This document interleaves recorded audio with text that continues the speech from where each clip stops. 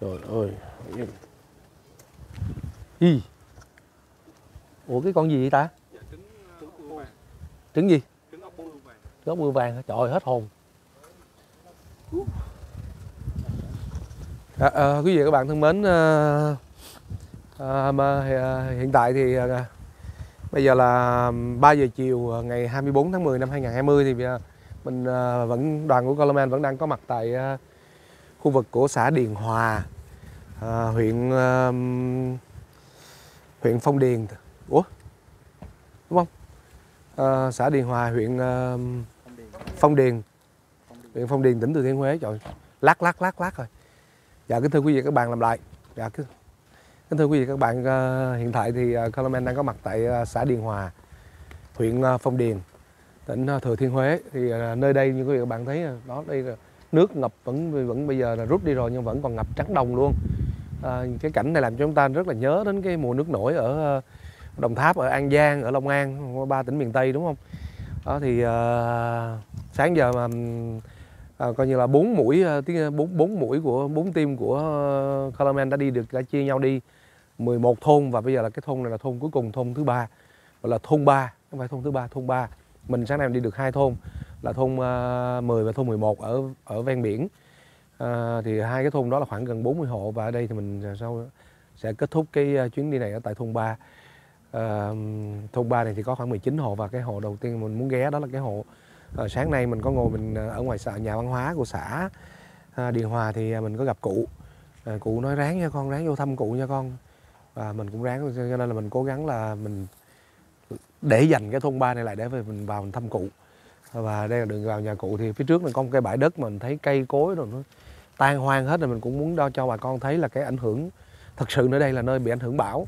Đôi lúc chúng ta không hiểu, chúng ta cứ nói là một số bạn không hiểu, cứ nói ở đây khô ráo đâu còn gì đâu, ổn định hết. Và khắc phục hậu quả mà sau thiên tai, sau lũ lụt, sau bão lụt thì cái điều đó nó còn quan trọng hơn nữa. Và hiện tại giờ những cái nơi này là họ đang rất cần cái tình thương của bà con của bác đó, họ cần để thêm một ít. Và bây giờ cái thực sự thì cái thực phẩm nè, cái cứu đói, cái thực phẩm là không phải là cái vấn đề then chốt nữa, mà cái vấn đề quan trọng nhất là tiền để tái thiết, để lợp lại nhà thì tróc nóc rồi nó bay nè, nó ngói nó bay tất cả các nơi, bay sạch bách hết đó.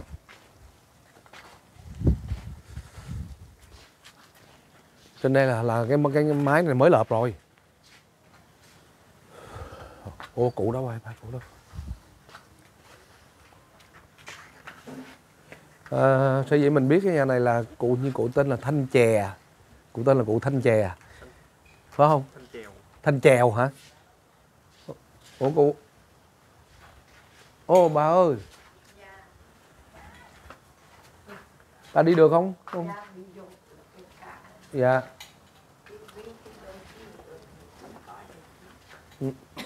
Tên bà là Nguyễn Thị Ngân. Tên bà là Nguyễn Thị Ngân ha. Dạ. Nguyễn Thị Ngân. Dạ. Dạ bà ngồi đi bà. Dạ. Ở đây bà ở đây với ai? Dạ ở mình. Dạ bà ở đây mình hả? Tại sao bà gọi là bà Thanh Chèo? Tên gọi mọi thường là trong chỉ chính thư là tên Nguyễn Thị Ngân. Trong chính thư gọi là Nguyễn Thị Ngân. Rồi sáng hứa với bà giờ con vô ha. Dạ. Hôm bữa trước ở đây nước có bị ngập không anh? Nước không? Ồ, nước ngập nửa nhà luôn. Dạ, dạ.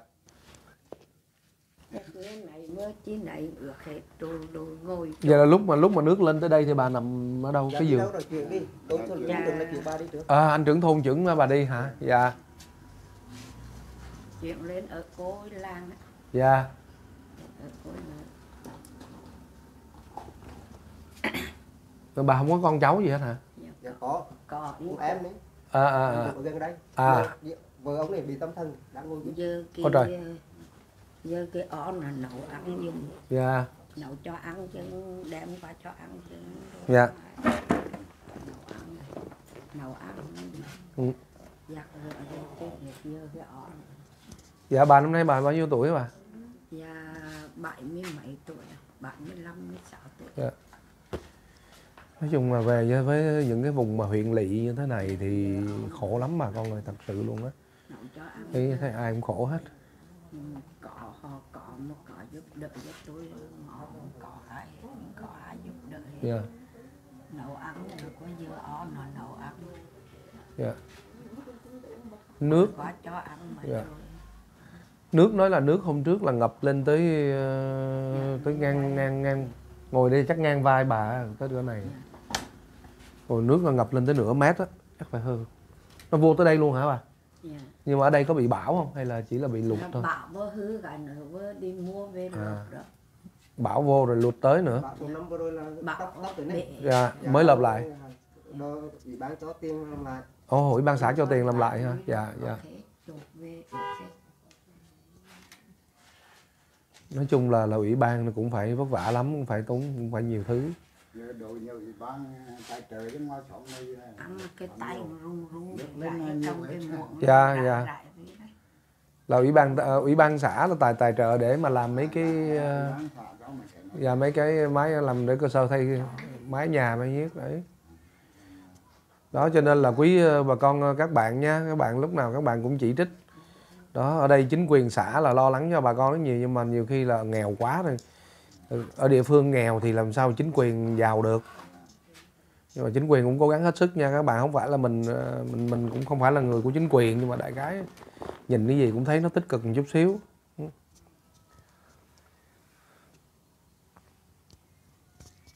Bà hồi xưa bà làm gì bà? Dạ hồi xưa ra đi ở. Hồi xưa bà đi ở. Dạ. Đi ở thôi bên nuôi ba bà con già. mạnh được thì ba đi giúp được nhưng mà ba đã về đây 10 năm không đi giúp nữa. Không thì năm nay 8 mấy rồi, bà 8 mấy rồi, 85 87. Dạ 75 tuổi. À bà 85. Là 10 năm trước là bà 75. Dạ. Nhưng mà bà bị cái chân lúc nào tới bây giờ? Bị đi ra 15 16 năm 14 tuổi à. Dạ. 13 4 tuổi là bị ngay trước là bị đầu. Dạ. Bị bệnh rút, bị đầu trời bị rút. À bị bệnh đậu hả? Bị bệnh đầu, người ta rột mặt, người thì rút chân, người thì bị bị tay chân cõng. rút cả tay. Dạ. Bị tay chân cõng vòng. Tay cõng vòng cả. Nụ nổi nần. Là bà bị từ bé luôn á hả anh? Dạ. Dạ. Bị hồi lúc 3 tuổi. Bị khi Dạ. năm Anh là Tôi là anh của bà. em ruột hả? Dạ dạ. Anh ngồi đây đi, anh ngồi đây này.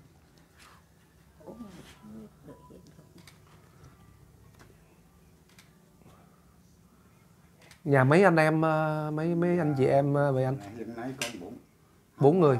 Còn Dạ. hai bà về hai ông, tôi về có thêm ông 85-86 tuổi. Nhà sau 4 anh em, 4 anh Dạ. em mà chết ta chết gái rồi. Dạ. Còn anh đâu nằm chỗ cái chi hết. Là anh của bà luôn á hả? Dạ, anh ruột mà 80 mấy tuổi. Dạ. tắt ra những người Dạ, nước dạ. nó bố rồi. Dạ. Về hư rồi. Có cái máy hát của bà giải trí mà nó cũng vô nó tắt. Không, Chỉ vì là sợ bản quyền của YouTube mà nó tắt. tao nghe vô máy. Máy họ cho đi bệnh viện nằm bữa họ cho rồi. À cái máy nghe nhạc đó, nghe Dạ. máy hát đó hả bà? Dạ. Cái đó là radio hay cassette bà? Máy hạt họ thấu rồi. À. Họ Là 4 anh em, là bà là thứ mấy? Dạ thứ tư. Bà là thứ tư. Dạ. Dạ. Rồi mình tưởng tượng cái cảnh mà nước lên tới đây không biết sao luôn ha. Bây giờ mình ngồi khô ráo thì dễ anh hả? Nhà tôi mà mãi giống như ba đến đi phơi bị ổng hết. Rồi ở đây là giờ cái máy. Cái này cái tivi. Tivi chứ. Tivi để coi mà bây giờ coi như là giờ mà nó phải úp xuống vậy luôn. Dạ, đem nó phơi rồi. Đó, tivi độc đáo không? Tivi này là đồ cổ đó. Có được nữa. Mà úp để cho nó ráo nước. Dạ, bị ẩm.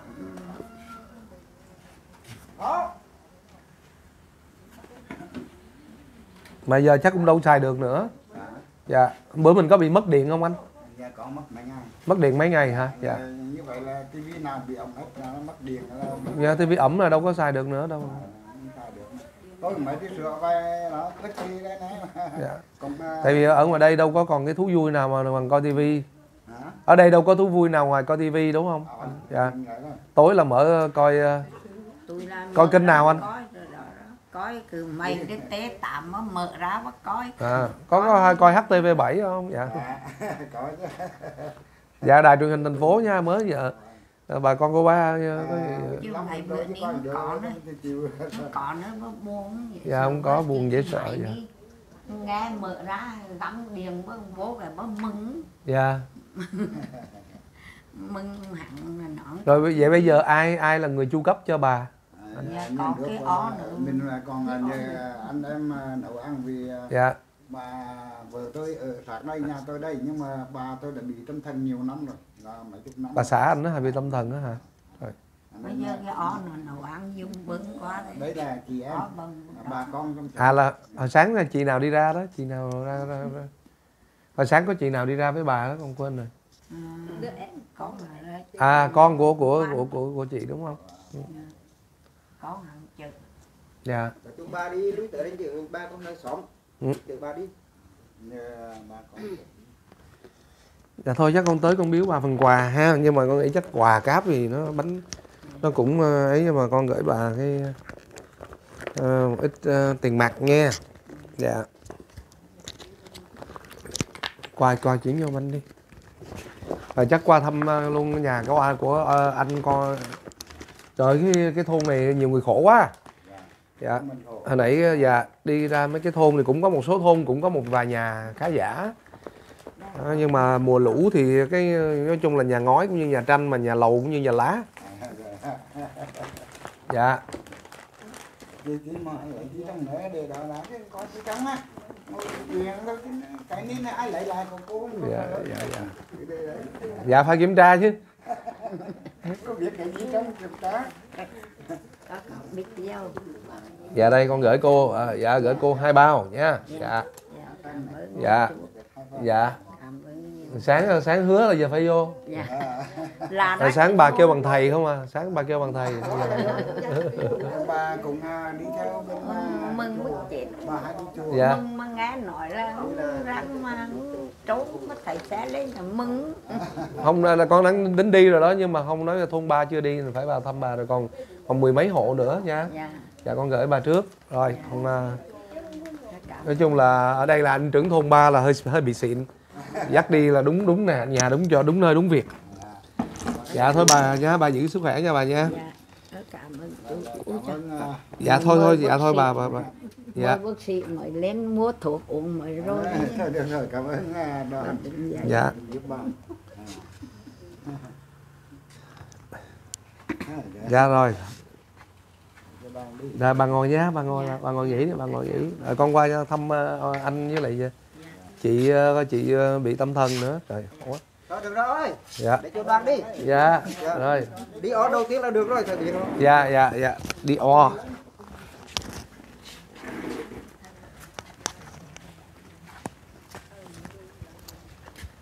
Anh đây là ba bắn thì hồi này. Dạ. Anh là mượn đấy. Ồ dạ. Bị nhiều năm rồi.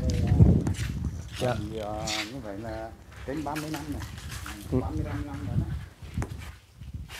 Chị cứ vậy đó hả? Chị còn hiểu mình nói gì? Các anh nói là bà không hiểu được rồi. Bị 30 mấy năm luôn.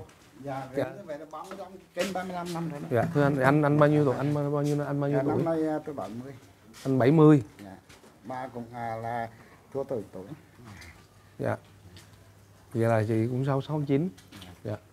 Mà bị mấy chục năm luôn. Dạ, rồi anh 35 năm là ngày xưa tôi nhà đang nghèo, dạ. đi vay tiền về làm cái và bà nằm xuống đâu là phải bán hết toàn bộ đó lại cho bà hết. Bây giờ con cái nó lớn lên được, vụng được, ba đứa con trai nó lớn lên được, nó giúp nhau để cho ba mẹ làm nhau.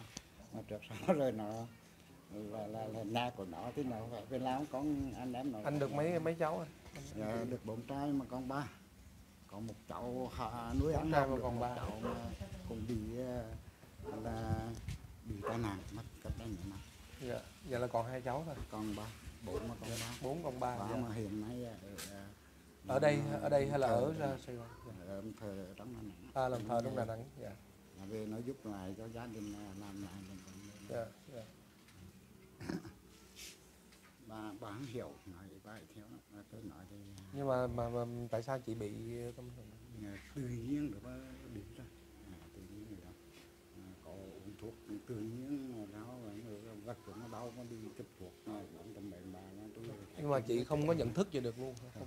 hiện nay là có hiệu thứ rồi chứ còn nói tiếng mình thôi chứ nói tiếng học anh hiểu. Dạ. Tôi có các chú điện về bán biết ai bán nói lông số không nói tôi nói lông số bán hiểu.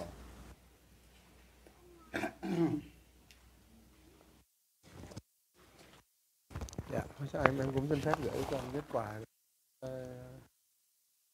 Dạ. Em trai của cụ em trai hả? Dạ. Dạ. Nấu cắm nấu ăn cho bà được. Dạ. Dạ. Dạ. Dạ xin cảm ơn. Dạ. Dạ. Dạ không có gì. Dạ. Xin cảm ơn. Dạ em gửi thêm một phần quà cho anh đây. Dạ. Dạ xin cảm ơn bà. Dạ. Dạ. Chào cô. Dạ cho bà nhận tin ba rồi. Nhận mua này. Cười đó chứ ai phải hai cười đó. Dạ.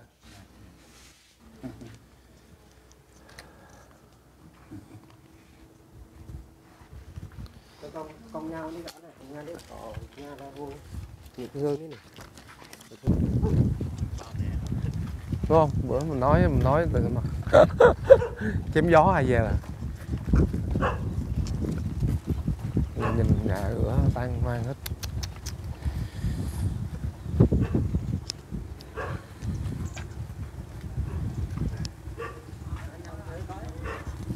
Ở đây là xã Điền Hòa, xã Điền Hòa, huyện Phong Điền, tỉnh Quảng Trị. Quên lộn, tỉnh Thừa Thiên Huế. Bị lát.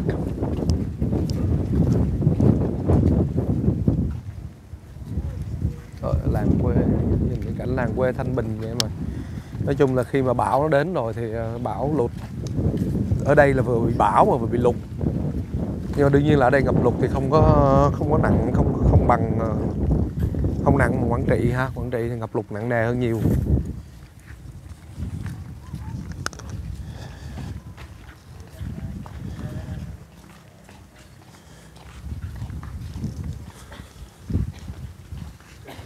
Dạ, dạ, xin chào anh. Dạ.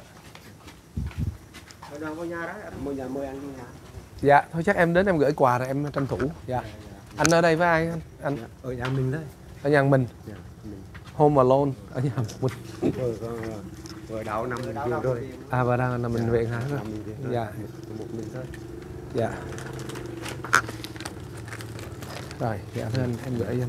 Dạ. Vợ anh bị gì nằm? Dạ, ung thư. Dạ đầu cuối rồi. Dạ, ung thư. Ung thư gì? Bù tử. Ung thư buồng trứng hả? Không, bù tử, hết bù tử đó, cắt bù tử đó, mà gần 5 đi rồi. Ung thư bộ tứ hả?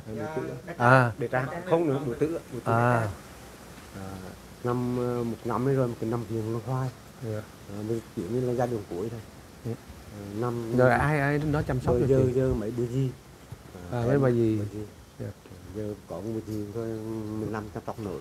Hai bữa gì cái thay Rồi nhau. tiền bạc này sao anh? Sao? Tiền bạc thì ba con họ người nhiều cho sạc thôi, giờ đi 5 tiền thôi, chứ mình quê mình nghèo. Rồi ung thư mà biết bao nhiêu tiền cho đủ? Có chịu nhau đủ thì giờ mình viện thôi. Nhưng nằm viện ở đâu anh? Viện 41 Nguyễn Huệ ní Huế mình. Dạ. Viện Trung ương. Miền Trung ương của Huế. Dạ, thôi em cũng xin gửi anh một ít, một chút xíu quà coi như là chia sẻ với. Dạ. Dạ thưa anh đây. Dạ. Thôi có chi cho xin là cảm ơn mặt tay của anh. Dạ. Dạ. Chúc Năm nay anh bao nhiêu anh? Dạ. 67 tuổi thôi. 67. Chị bao nhiêu anh? Thì số lắm thôi, số 6 thôi. Ủa anh chị không có cháu nào? Không, cháu con dọ, cháu con đi học. Còn hai cháu, một cháu học ở trường, con cháu con học ở đại học Bách khoa Đà Nẵng thì mình cả lo vợ cả lo cháu rồi thế. Rồi Con học. hai nuôi hai con vô đại học, học đại học con Bách khoa Đà Nẵng. Dạ. Còn một cháu nữa thì còn học lớp mấy? Không, cháu học là đại học rồi. Hai Dạ. cháu thôi. Dạ. Thì một bạn học đại học Bách khoa Đà Nẵng. Cháu trước học Đà Nẵng ra làm Đi làm rồi. Dạ. Đi làm ở đâu? Nuôi cả mẹ cả nuôi cả đứa em sau. Em được năm thứ 3 rồi. Dạ. Hôm mà mưa bão thì nhà mình có bị ngập úng Ngập, không? bây giờ ngập lúc có nói thế đó. Đây ngập lên tới đây luôn không? Đây đó. Đây này. Còn cái dấu này. Ở đây đúng không anh? Ôi còn ướt ướt nhẹp luôn này.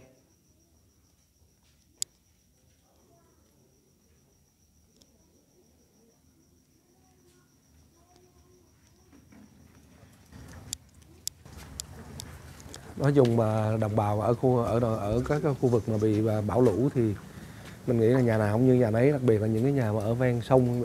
Anh ở ngoài đây là mấy đồng á, cái đồng Đã đồng ở đây là đồng ruộng ở đây. Ủa đây đồng ruộng mà giờ nó thành giống như sông vậy hả? Xong rồi, Đây nè, phía sau này đồng ruộng mà mình nhìn giống tưởng giống như nhà mặt tiền sông.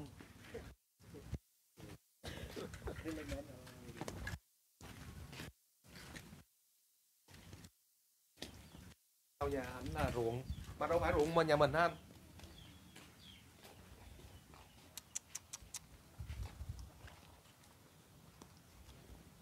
Trời ơi, mênh mông luôn kìa.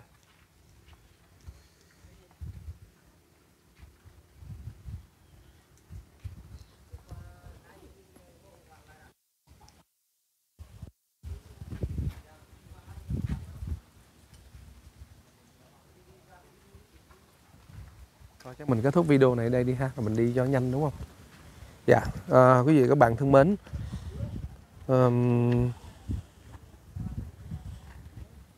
lún không? Lún. Ôi.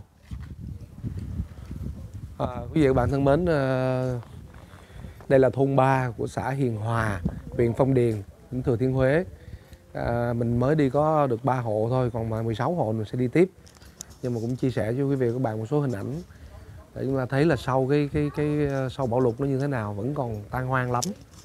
Cũng mong là quý bà con cô bác, quý mạnh thường quân ở những nơi gần xa, nếu mà muốn giúp đỡ cho bà con đồng bào và lũ lụt ở 3 tỉnh miền Trung, ở các tỉnh miền Trung, thì ở đây cũng là một cái nơi mà mình nghĩ quý bà con cô bác cũng nên đến.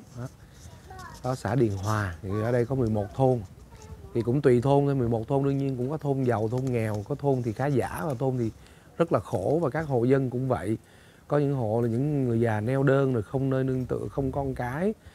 Có người thì đó giống như trường hợp của cái anh của ông anh vừa rồi, 67 tuổi, vợ 6, có 2 đứa con mà vào đại học nhưng mà vẫn không lo nổi cho cha mẹ. Vợ thì lại bị ung thư, ung thư bộ tứ, ung thư chắc là tất cả trong nội tạng quá, mình nghĩ vậy.